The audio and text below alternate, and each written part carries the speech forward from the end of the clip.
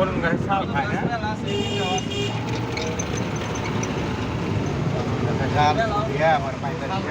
অর্জুনের ছাল, অর্জুনের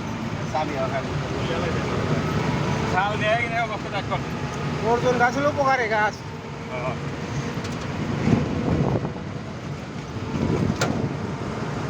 ইয়ে জানাবো